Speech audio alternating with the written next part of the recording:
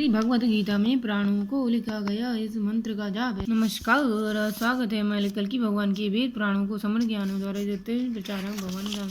हमारे इस भगवान के चरणों में श्री कृष्ण जगन्नाथ बाबा जी महाराज, श्री भक्तिनंद का कटोरगज भगवान हमारे एंड श्री भक्ति चरण स्वामी सरस्वतीनाथ स्वामी महाराज जी, शीघ्र गोशाल दास जी महाराज जी, सब हमारे भगवान के वर्णन है।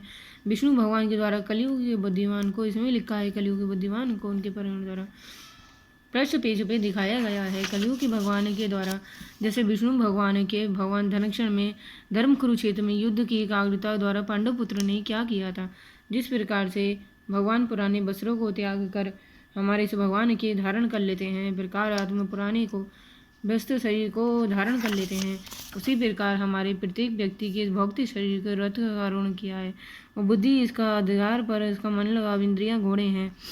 ये सब इंद्रियों की शक्ति से द्वारा लिए गए संसार के प्रत्येक बुद्धिमान को भगवान ने इस जन्म में लिया गया। प्रत्येक भगवान की आर्थिक स्थिति नहीं सही होती है, अधीन नहीं होते हैं। भगवान के हर एक प्राणों को ग्रंथों द्वारा लिखा गया स्थित है। कम बुद्धि वाले व्यक्ति जो देवताओं के अनुग्रह पाने की आशंका करते हैं, ऐसे वस्तुएं प्राप्त करते हैं और जो अस्थायी होते हैं, मृत्यु के समय प्राप्त को समाप्त होता जाते हैं। वास्तव में ऐसे व्यक्ति को भगवान द्वारा प्राप्त किया जाता है। योगी में सिद्ध हुए योगी ज्ञानी जो सालों वर्षों से अध्ययन कर रहे हैं, उनका कोई वंश नहीं होता है और अन्य मनुष्य को इस प्रकार का कोई वंश नहीं होता है, व्यवस्था कर सकते हैं।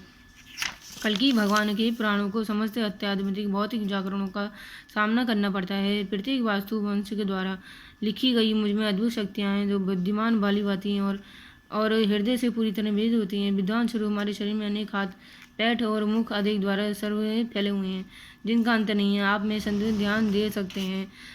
अनेक द्वारा विष्णु भगवान के कई अवतार हैं, जो विष्णु भगवान के अनेक ग्रंथ हैं, ग्रह हैं, जिन्होंने खोज करती है। धरती पर इसका प्रमुख खोज हो रहा है। साइंटिस्ट की भी रचना इन्होंने ही की थी। कल की भगवान के हर एक पुराणों में वास्तविक प्रतिमा का वर्णन किया गया है और यही संभावना नहीं है कि अत्यंत वृक्ष संभाल लेता है और मृत्यु के जीवन विकसित हुई चेतना को शरीर में ले जाता है।